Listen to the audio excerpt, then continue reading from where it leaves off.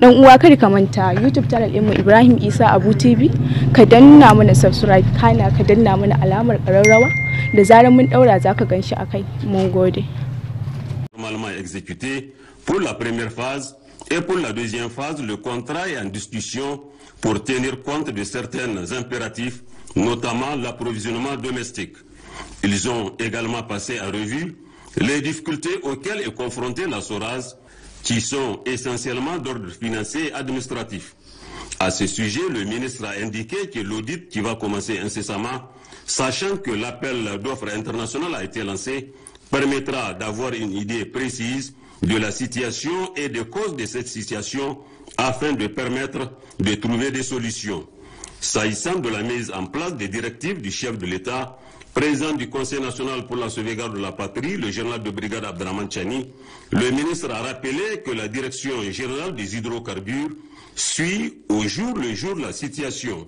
Enfin, concernant le contenu local, le ministre du Pétrole, Mohamed Moustapha Barké, a demandé à la direction générale des hydrocarbures et à la direction générale de la SORAS de mettre en place une équipe de travail pour le remplacement de l'ensemble des expatriés par des Nigériens dans un délai maximum de 5 ans. Le ministre de la Santé publique, de la Population et des Affaires sociales a présidé ce matin à l'hôpital général de référence la cérémonie de remise de médailles à la 23e équipe médicale chinoise en fin de mission. Le médecin colonel-major Garba Hakimi a aussi saisi l'occasion pour lancer les activités du service d'anatomie et cytologie pathologique de l'hôpital général de référence de Niamey. Aïcha Toubawa et Hamid Abdoulaye pour le compte rendu. C'est la fin de mission au Niger de la 23e équipe médicale chinoise et le début pour la 24e.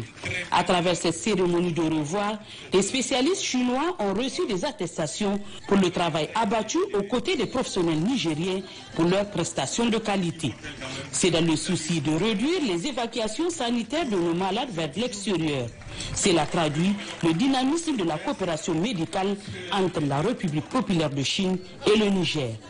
La coopération chinoise et le multisectoriel témoigne parfaitement de la qualité des relations entre nos deux pays. Au vu de la dynamique dans laquelle l'équipe chinoise travaille avec les professionnels nigériens, il y a lieu de transmettre toute notre gratitude aux collègues et aux confrères de l'équipe médicale chinoise. Ces équipes sont habituellement composées de 22 médecins, toutes spécialités confondues, 3 infirmiers, 2 interprètes, un ingénieur et 2 cuisiniers.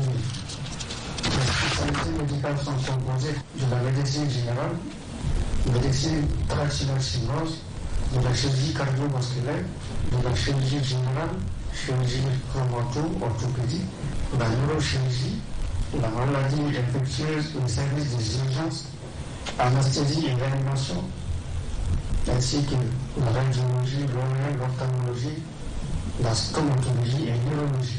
L'hôpital général de référence, qui est aussi un fruit de la coopération avec la République populaire de Chine, a bénéficié de plusieurs autres appuis dans le cadre de cette même coopération. L'appui constant en personnel à travers des équipes de spécialistes chinois qui se relaient en assistance au niveau de l'hôpital général de référence.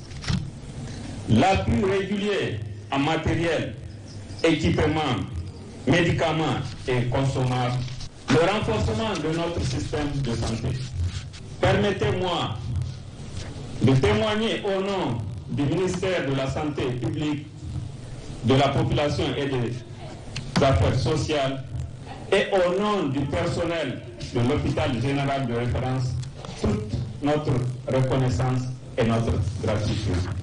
Le médecin colonel-major Garba Hakimi a mis à profit cette cérémonie pour lancer les activités du service d'anatomie et cytologie pathologique.